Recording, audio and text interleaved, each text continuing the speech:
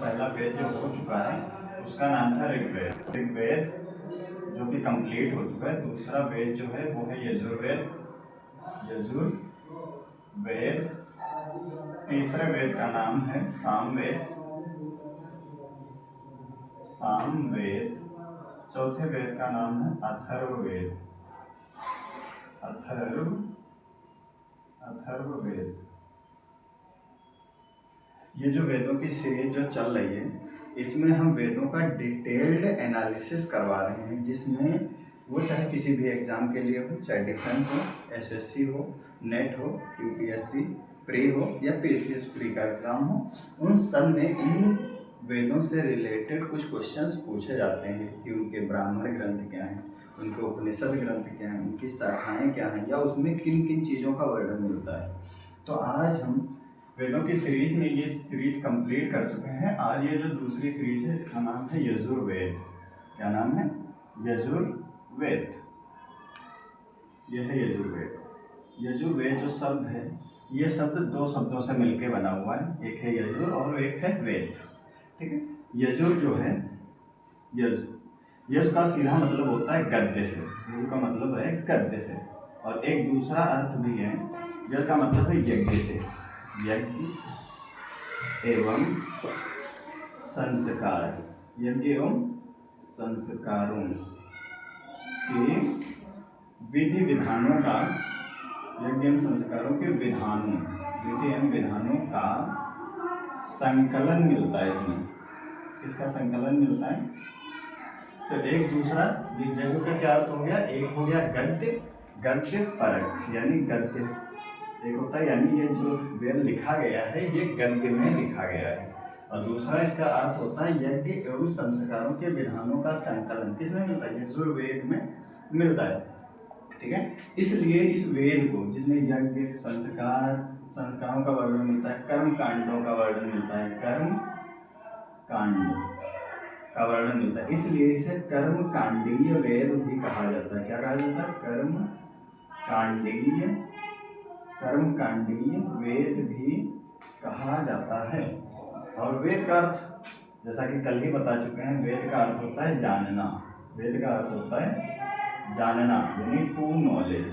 True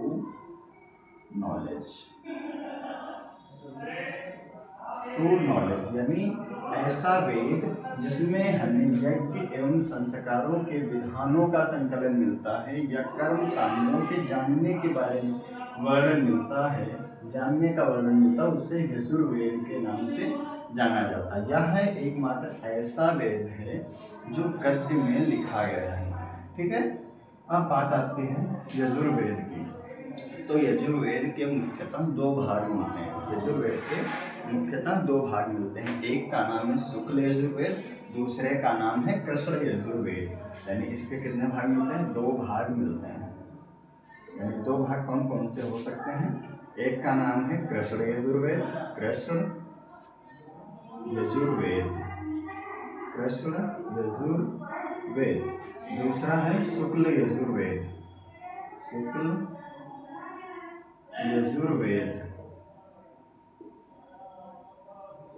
अब ध्यान से ये देखना है कि ये वेद जो है ये गद्य और पद्य दोनों शैली में लिखा गया है। यानी जो शुक्ल यजुर्वेद है, अब शुक्ला जी यानी पंडित ब्राह्मण से रिलेटेड है, यानी ये वेद जो लिखा गया है ये पद्य में लिखा गया है। ये वेद किस में लिखा गया? पद्य में लिखा गया है, यानी पद्यात्मक। कैसा है? पद्य में लिखा गया है। और ये जो वेद लिखा गया है ये किस में लिखा गया है? ये गद्य और ये पद्य दोनों में लिखा गया है। अब पद्य तो समझ रहे होंगे, यानी कविता के फॉर्म में लिखा गया है। कविता यानी श्लोक में लिखा गया है। ठीक है। तो यानी गद्य और पद्य दोनों में जो लिखा गया है, यानी इस वेद को क्या बोला जाता है? इसलिए ये क्या बोला जाता है? इसे चंपू विधा में लिखा गया है। किस विधा में लिखा गया? चंपू विधा में लिखा गया। चंपू विधा का मतलब होता है ऐसा वेद जो गद्य और पद्य दोनों में लिखा जाए, उसे किस नाम से जाना जाता है? चंपू विधा के नाम से जाना जाता है। ठीक है। ये वेद जो है ऋग्वेद से रिलेटेड है। किससे? यानी पहला वेद लिखा गया, अब जो दूसरा वेद लिखा गया यानी इसका ये जो है इसमें ऋग्वेद से, इसमें किस है ऋग्वेद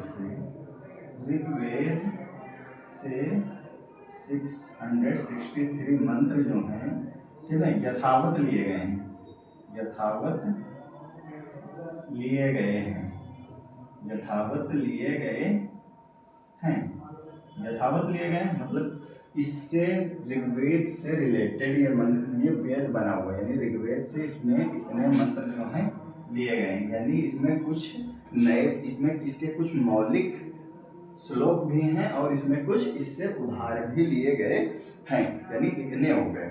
अब बात आती है कि इसके कितने शुक्ल यजुर्वेद हो गया, कृष्ण यजुर्वेद हो गया, 2 भाग हो गए। अब बात आती है ये जो शुक्ल यजुर्वेद है ठीक है, तो ये इतनी सारी चीजें समझ में आ गई हैं। गद्यात्मक है यानी इसका मतलब है ये पद्यात्मक बंधनों से परे है, पद्यात्मक बंधनों से, पद्यात्मक बंधनों से परे है, परे है मतलब नहीं बंधा हुआ है, नहीं बंधा हुआ, नहीं बंधा हुआ है, नहीं बंधा हुआ। अब बात आती है यजुर्वेद की शाखाओं की, इसकी बात आती है इसकी शाखाएं, अब बात आती है इसकी शाखाओं की। तो शाखाएं किसकी होंगी, यानी 2 भाग जो इसके बनाए गए हैं इससे रिलेटेड ही इसकी शाखाएं आएंगी ठीक है। तो सबसे पहला जो शाखा किसकी होगी यानी कृष्ण यजुर्वेद होगा, एक होगा कृष्ण यजुर्वेद और दूसरा है शुक्ल यजुर्वेद, शुक्ल यजुर्वेद, यानी 2 भाग हैं। अब दोनों भागों की शाखाएं होंगी, यानी इसकी शाखाएं इसमें अब आएंगी। अब कृष्ण यजुर्वेद की अलग होंगी और शुक्ल यजुर्वेद की अलग होंगी। अब जो कृष्ण जी हैं ठीक है, तो कृष्ण जी मान लो कि एक मंदिर में गए हैं, तो उनसे लोग क्या कहेंगे, यानी कृष्ण जी टीका कम लगाओ। तो इसके लिए जो एक ट्रिक है मेरे पास वो है TKM, यानी टीका कम लगाओ। टीका का मतलब हो जाएगा टी से हो जाएगा तैत्तिरीय, क्या हो जाएगा तैत्तिरीय, तैत्तिरीय हो जाएगा। के से क्या हो जाएगा, कैसे हो जाएगा काठक, फिर हो जाएगा कपिस्थल और चौथा क्या हो जाएगा एम से हो जाएगा मांडुक्य, क्या हो जाएगा मांडुक्य ठीक है। अब शुक्ला जी की बात आएगी, तो शुक्ला जी से क्या कहा जाएगा, यानी कोई एक व्यक्ति है तो क्या कहेंगे, कहेंगे शुक्ला जी थोड़ा बहुत काम तो कर लिया करो, यानी इसके लिए जो ट्रिक मेरे पास है वो है काम, यानी काम कर लो, काम कर लो। अब काम कर लो का मतलब है इस शब्द से है, यदि इसमें एक आता है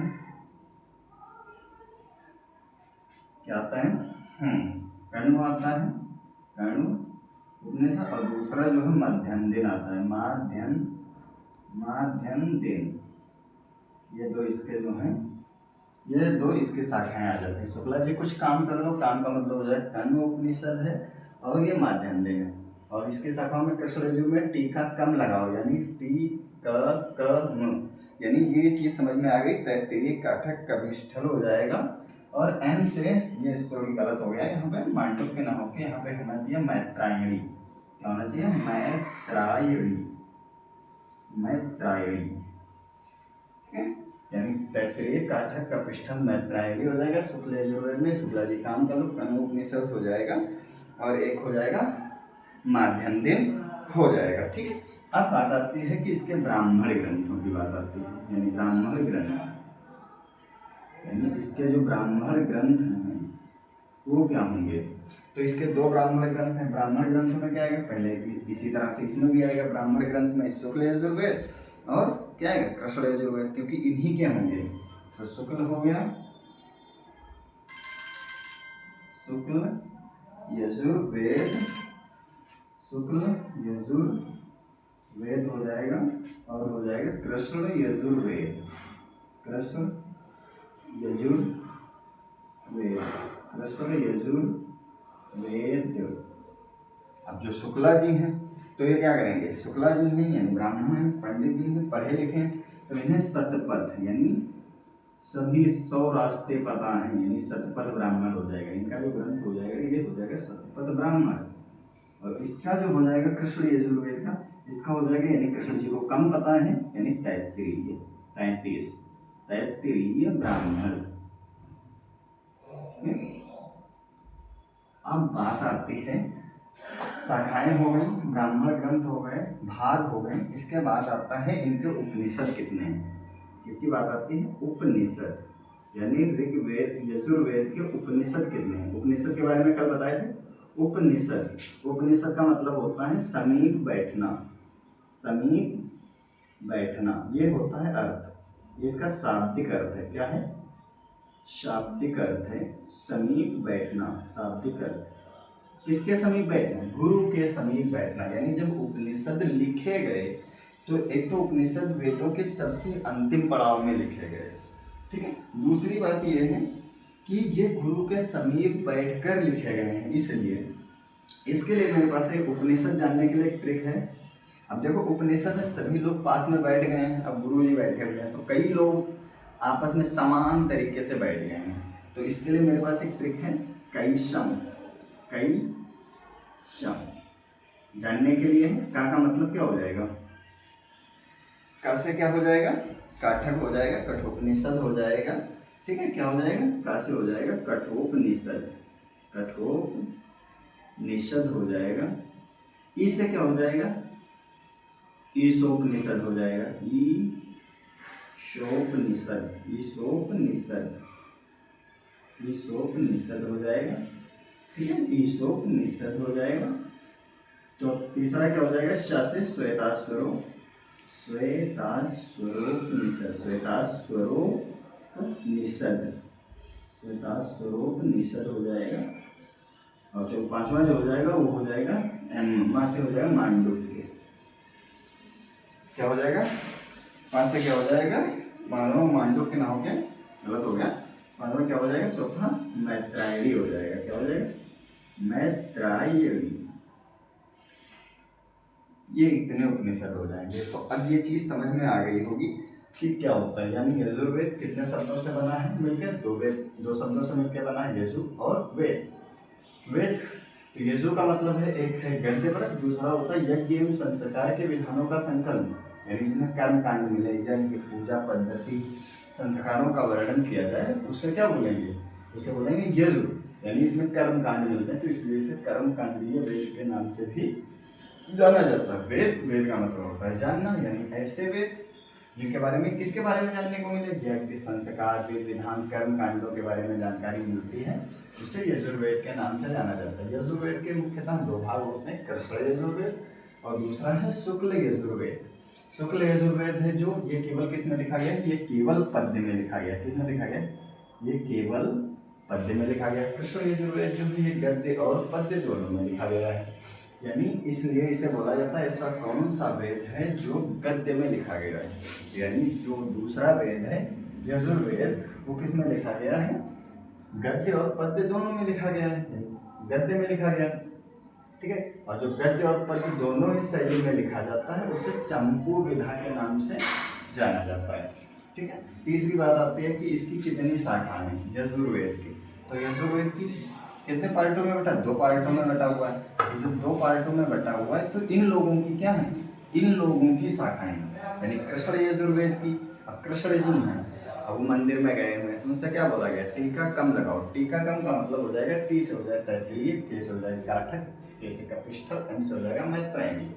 शुक्ल यजुर्वेद यानी शुक्ला जी हैं मंदिर में बैठे हैं, तो क्या कहेंगे? थोड़ा बहुत शुक्ला जी काम कर लिया करो।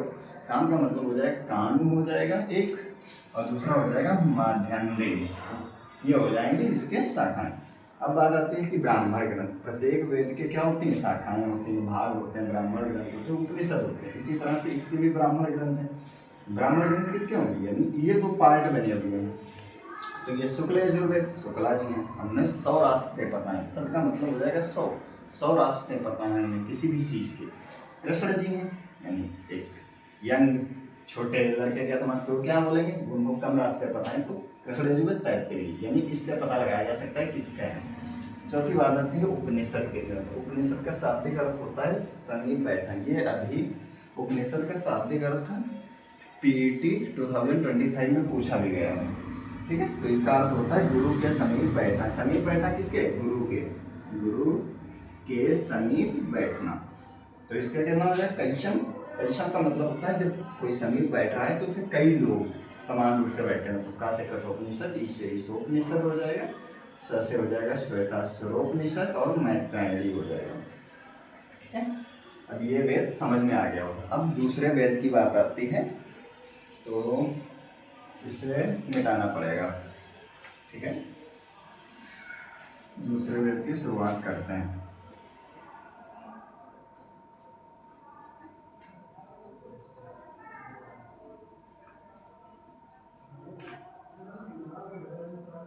वेद क्या है?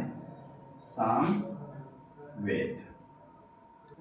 साम वेद तीसरे वेद का जो नाम है वो वेद का नाम है साम वेद। कौन सा वेद? साम वेद। साम का मतलब है संगीत से। साम का मतलब है संगीत से।